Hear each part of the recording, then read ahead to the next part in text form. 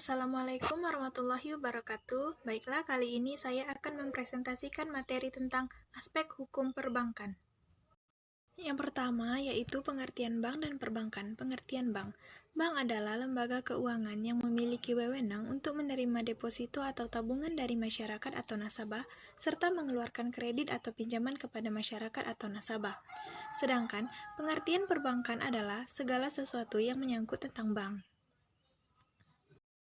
Berdasarkan Undang-Undang Nomor 10 Tahun 1998, tanggal 10 November 1998 tentang perbankan pasal 1 ayat 2, definisi bank atau pengertian bank yaitu bank adalah badan usaha yang menghimpun dana dari masyarakat dalam bentuk simpanan dan menyalurkan kepada masyarakat dalam bentuk kredit dan atau bentuk-bentuk lainnya dalam rangka meningkatkan taraf hidup rakyat banyak. Sedangkan pengertian perbankan dijelaskan pada pasal 1 ayat 1 yang berbunyi, perbankan adalah segala sesuatu yang menyangkut tentang bank, mencakup kelembagaan, kegiatan usaha, serta cara dan proses dalam melaksanakan kegiatan usahanya. Selanjutnya yaitu fungsi bank sebagai lembaga intermediasi dalam rangka mewujudkan kesejahteraan masyarakat. Fungsi pokok bank sebagai lembaga intermediasi sangat membantu dalam siklus aliran dana dalam perekonomian suatu negara. Lembaga keuangan berfungsi menghimpun dana dari masyarakat, lalu kemudian menyalurkannya dalam bentuk kredit kepada nasabah dan menanamkan dananya dalam surat-surat berharga. Lembaga keuangan berdasarkan kemampuannya menghimpun dana dari masyarakat secara langsung dapat dikelompokkan menjadi lembaga keuangan depository atau depository financial institution dan lembaga keuangan non-depository atau non-depository financial institution. Dengan adanya kredit yang telah disalurkan oleh bank, maka masyarakat yang membutuhkan dana dapat melakukan kegiatan investasinya khusus pada usaha sektor real yang merupakan sektor penggerak ekonomi rakyat. Hal tersebut menunjukkan bahwa sektor perbankan memiliki peran strategis dalam upaya akselerasi pembangunan dan stabilitas pertumbuhan ekonomi dalam suatu negara. Karakteristik risiko dan regulasi perbankan. 1. Bank risiko dan perlunya regulasi. Bank adalah sebuah lembaga yang diberikan izin oleh otoritas perbankan untuk menerima simpanan dan memberikan kredit dan menerima serta menerbitkan cek.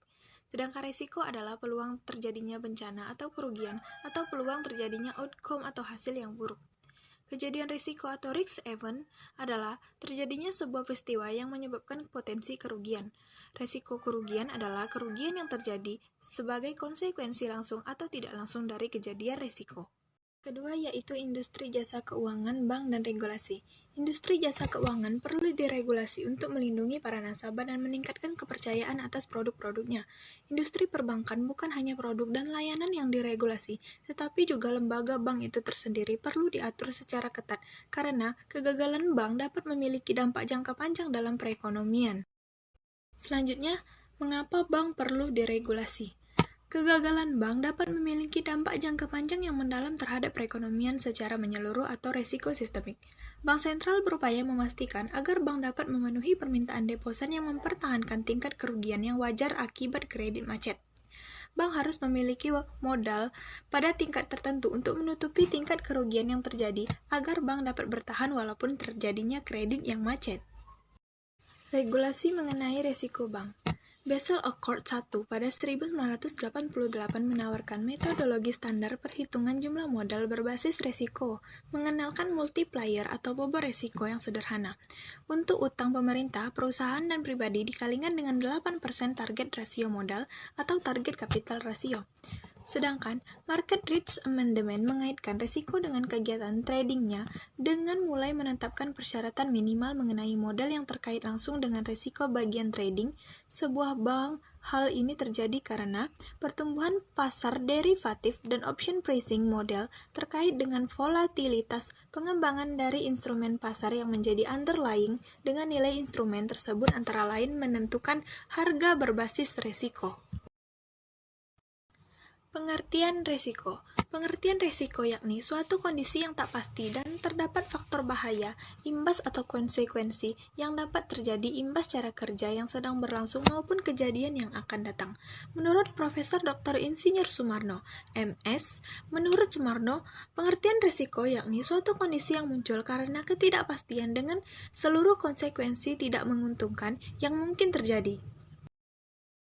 Secara umum, risiko dapat dibedakan menjadi 4 golongan. Yang pertama yaitu risiko murni atau pure risk, yaitu suatu risiko yang seandainya terjadi akan mengakibatkan kerugian dan seandainya tidak terjadi dan tidak akan mengakibatkan profit.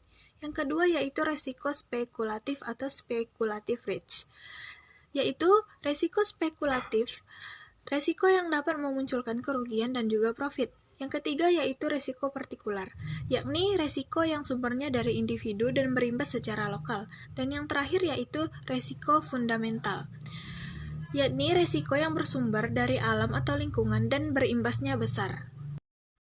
Dalam dunia usaha, risiko diartikan sebagai kemungkinan kondisi atau kejadian yang dapat mengancam pencapaian tujuan dan sasaran sebuah perusahaan, sehingga diperlukan adanya manajemen risiko untuk meminimalisir kerugian yang sewaktu-waktu dapat saja terjadi.